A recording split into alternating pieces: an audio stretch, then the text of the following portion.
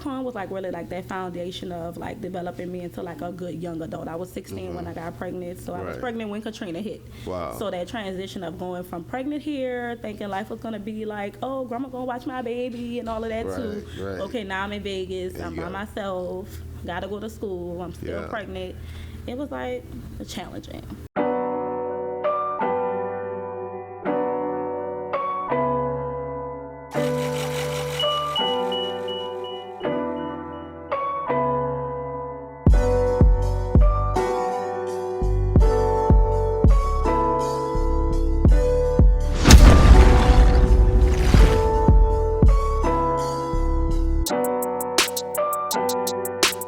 Coming from New Orleans, there was no multiculturalness at all. So when I get to Las Vegas, I'm pretty much like the only black girl. So there were a whole bunch of Hispanics, Caucasians, and then there was me. So I was the girl they called Nola Baby, of course. And that transition, it wasn't too hard for me. I always say that transition created who I am today. So it can really kind of develop, like I have this hood side of me, and then I have this very professional, upscale, side of me. And I felt like that grew me. That transition in Las Vegas, I was kind of forced to become like more diverse, be more creative. I wasn't as creative as I was here in New Orleans. I grew up like a troubled teen, so I was kind of in and out of juvenile, stuff like that. My parents were drug addicted parents, so my grandmother adopted me and raised me. I'm the oldest of 3 brothers. So being that, I had a lot of responsibility, but with that transition, I was the only one that went to Las Vegas. My brothers kind of went to Atlanta and with other relatives.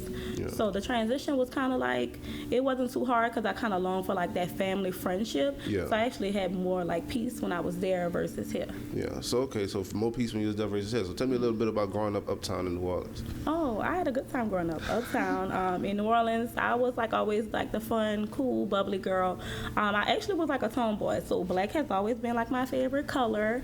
I was a tomboy. I played on the basketball team at Cohen as well, so I was really just kind of like that girl. I was kind of popular growing up because I just had that big mouth. So I was the girl that helped up for everybody.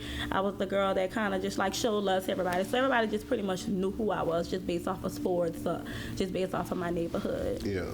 Okay, so you say you went to Cohen. Yes. Tell me a little bit about those high school days and how that transitioned into who you are today. Like, how Cohen made you? Oh, Cohen made me basically kind of put me in an environment I'm aggressive. Most people that know me, they know I'm pretty much like the aggressor.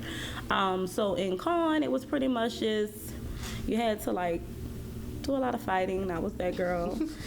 So it's like I wanted to be, I always tell people the funny thing about me was it was like half hood, half good. So I would have that. Never heard that. Yeah, half hood, half good. I was like that hood side. So when I got to school, I pretty much was like on the defense. Growing up, I was dark skinned. So back then, like the dark skinned girls just wasn't the girls at the time. So it was more of the high yellow girls in school. So I always felt a little, I would say, kind of insecure, and I think that's what kind of made me be so vocal and rib a lot and, clown a lot, because I was just really putting up a defense mechanism for myself. And then that was like my hood side. But the good side, I really wanted to stay involved in sports, but my hood side kind of transitioned me. So I was always like either on the team this week or not on the team this week. So that was pretty, challenging for me. But overall, like I really enjoyed school. I was just telling my daughter, who was about to be 14, how I really enjoyed high school. There was never a day whether I was cutting, I always still wanted to be at school. I enjoyed school, and like now I don't know what it is for her. Now just being in school is just like a transition. They're like, oh, I don't like going to school. I'm like, girl, I love going to school.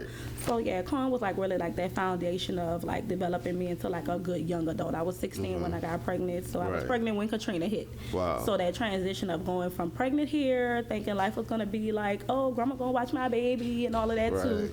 Okay, now I'm in Vegas. I'm by myself. Gotta go to school. I'm still pregnant. It was like challenging. So how has motherhood helped you become a better businesswoman? Well, I developed my products actually for my kids. We all grew up, like I grew up with eczema, so I always say I grew up with my kids because I'm 30 now, my oldest is about to be 14. So it actually transitioned me to being a better mother because I had to always find a solution. I was pretty much really selfish growing up.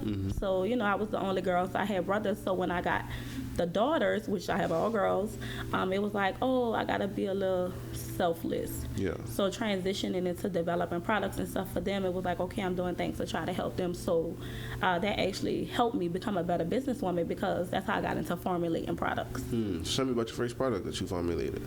It's the original beauty bar. I started making that bar 5 years ago for eczema.